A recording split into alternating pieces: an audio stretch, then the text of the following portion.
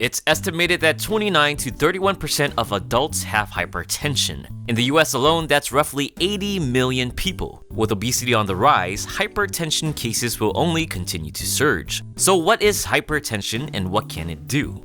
Hypertension is consistently having either a systolic blood pressure greater than 140 millimeters of mercury or a diastolic blood pressure greater than 90 millimeters of mercury. Having high blood pressure increases the force exerted on your arteries, creating microscopic tears in the artery walls. Scar tissue eventually develops from the tears, creating crevices where particles of fat, cholesterol, and platelets will lodge into and cause plaque buildup. The arteries will narrow, preventing adequate blood flow through the area. Ultimately, the minimized blood flow can lead to stroke, vision loss, heart attack, kidney disease, and, for you young rabbits, sexual dysfunction.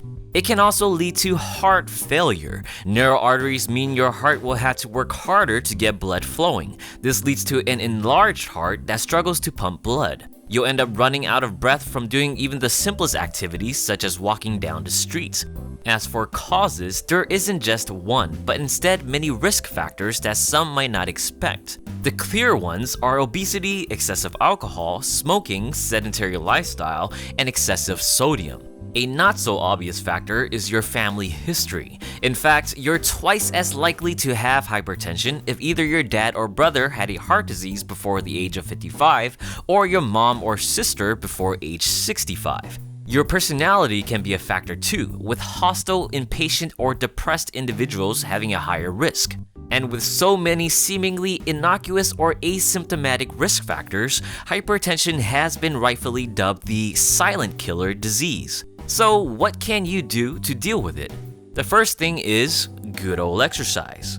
Low to moderate intensity activities for 30 minutes 3 to 4 times per week is recommended. Brisk walks, gardening, or dancing the night away counts too. If 30 minutes is too tough, then split the workout to 3 10-minute activities instead. And if you're up for it, doing more wouldn't hurt. Exercise has shown to lower your systolic blood pressure by 4 to 6 millimeters of mercury and diastolic blood pressure by 3.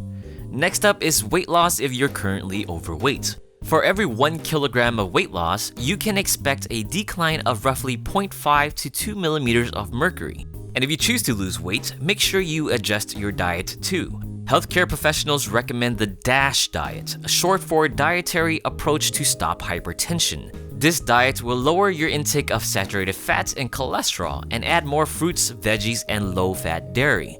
Some great food choices are good old chicken, fish, and nuts. On the other hand, try skipping red meats, sweets, and sugar. And definitely avoid too much salt. Salt increases water retention, which can increase blood volume, thus blood pressure. You want to keep sodium to about a teaspoon of table salt per day. That means bye-bye to frozen dinners and hello to peppers, herbs, and constant food label scrutiny. And finally, try limiting smoking and alcohol if they're problematic now. That means you gotta start upping your mocktail and virgin pina colada game. We never want to ever deal with hypertension and probably subconsciously avoid knowing if we do have it. But it's one of those things we need to stay on top of if we want to live a healthy and rewarding life. So make sure you keep that blood pressure in check. I hope you enjoyed this video, and if you have any other health-related video suggestions, please share it in the comments below. Thank you for watching.